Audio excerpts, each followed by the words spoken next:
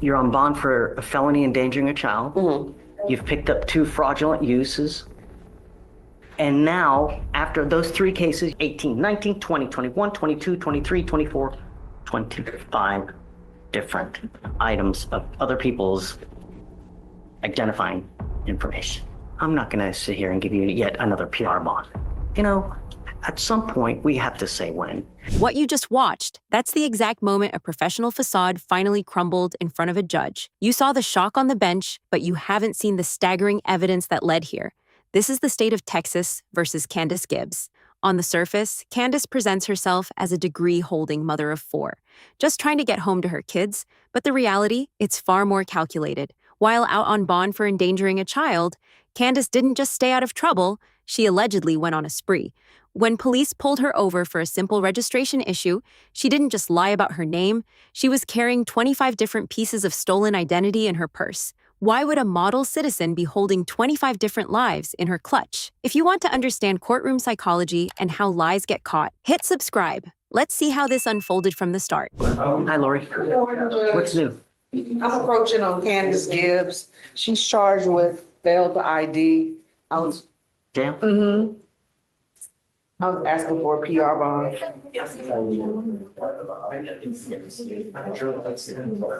The only case she has open is the endangering upstairs? Excuse me? The only case she has open is the endangering upstairs? No, she has fraudulent use of identifying that came out.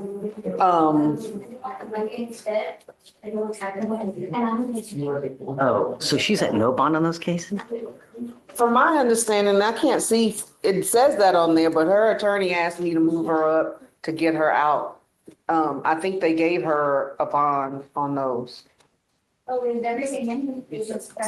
Gibbs, please. Ms. Gibbs, yeah.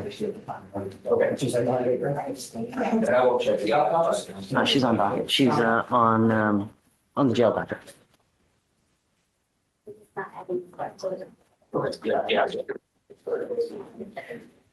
That's fine. Thank you so much. You mind bringing up Ms. Gibbs?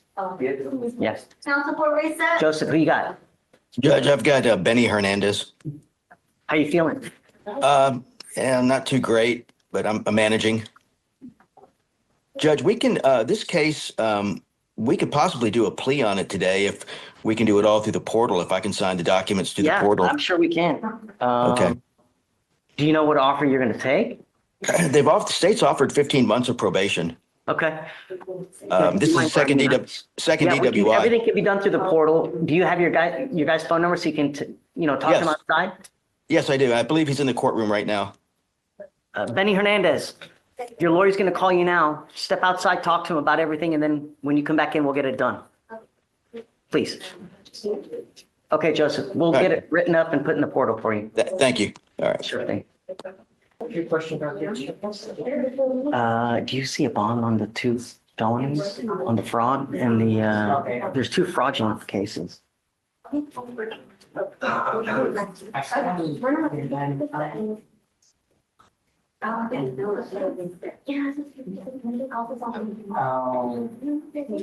the same situation we had on that case a while back where the warrant's not signed at magistrate and their magistrate confirmed that the judge and the family court review the case, like PC and everything. So it's not been signed? They haven't been signed, the PC hasn't been found in felony yet, so the PC has to be read in the felony court and then they decide whether they want to find PC or no PC. Okay.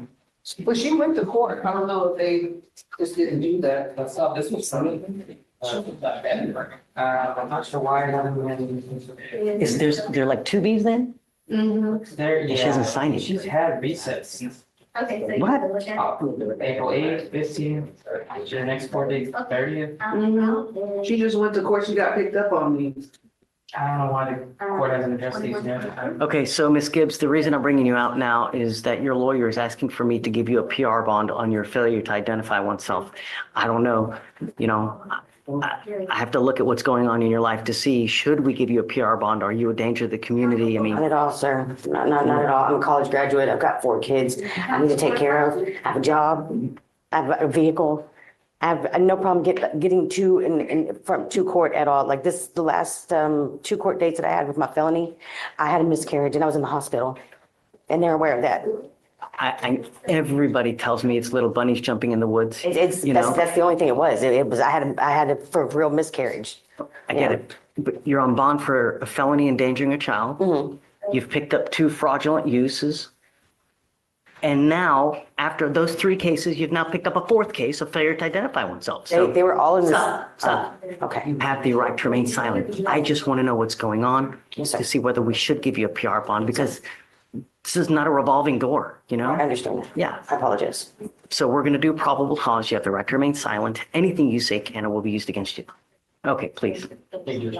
On April 2nd, 2025, the officer was monitoring a neighborhood police radio broadcast. The officer heard a broadcast call for a theft of a department store operative for East Sam Houston Parkway in Harris County, Texas. The caller gave a description of the defendant and explained the defendant had just left the store. The officer arrived in the area and found the defendant as she was described by the caller, along with a male individual with the defendant. The officer observed the defendant and the individual enter into a motor vehicle and exit the parking lot. The officer observed the motor vehicle had no front license plate and expired registration. The officer conducted a traffic stop and made contact with the defendant. And the defendant identified themselves as Kathleen O'Brien, date of birth, May 24th, 1982. The defendant stated she did not have any ID card on her person. The officer looked up the defendant by the name of date of birth on the public safety photo, and they did not resemble the defendant. The officer asked for the name and date of birth of the defendant once again, and the defendant gave the same name and date of birth. Due to the photograph not matching, the officer attempted to confirm the defendant's name and date of birth with the mobile FIS. That returned the actual identity of the defendant as Candace Gibbs, date of birth July 16, 1981, along with a Harris County Sheriff's Office mugshot of the defendant that matched the driver of the vehicle. So they didn't charge you with a theft? I don't believe so, Your Honor. Or they did not. So what's going on with the 2 fraud cases that she has that shows like no bond? Not sure. You know anything about those cases, Lori? No, sir. I know that she went to court on the 15th, 14th? 15. Yes, On the ma'am. 15th on the, I received an email from her felony attorney stating that this was the only case that was holding her in, and to see if I could move her up to get her out. She said something that they weren't filed or they weren't, something hadn't been done where. Yeah, she said they weren't filed yet. They're filed. I guess the judge just hasn't signed it yet. Your Honor, it looks like there was a plea offer made originally for the endangerment of a child. And that plea offer has been made now on the fraudulent use case. That was just, I believe, discussed between the felony prosecutor and the defense attorney.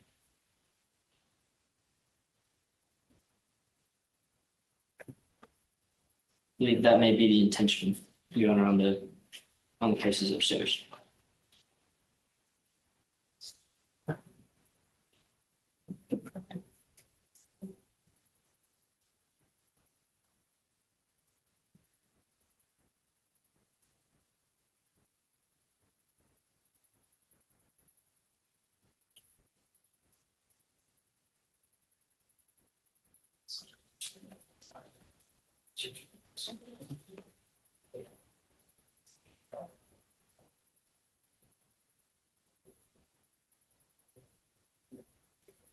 In this case, Lori, in the fraudulent use case, in her clutch, as they pull them over, she has the identifying credit cards, debit cards of 1, 2, 3, 4, 5, 6, 7, 8, 9, 10, 11, 12, 13, 14, 15, 16, 17, 18, 19, 20, 21, 22, 23, 24, 25 different items of other people's identifying information. You are on bond for endangering a child.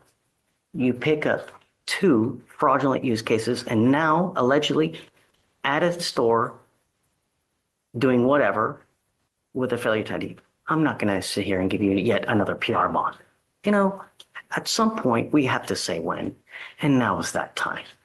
Your bond, literally $50 to get you out, right? But I can't sit here and continue to just perpetuate this thing over and over and over. All I want is my community to be safe, you know? I understand that, So sir. I'm gonna find probable In an cause. abusive relationship. Don't say anything, but gotta understand that, just, I'm not gonna ever PR bond for you, I'm sorry. All right. So ma'am, what we'll do now, your felony cases are set for the 30th of April. We can set you for the day after and we'll go from there. Okay. Thank you, ma'am. So the verdict came down. Judge made the call, and Candace Gibbs walked away without her PR bond. But here's the question. Was the judge right to end the revolving door, or should her status as a mother have earned her one last chance? Comment below, Team Judge or Team Candace. If this case got you thinking, hit like. Share this with anyone who loves a high-stakes courtroom showdown.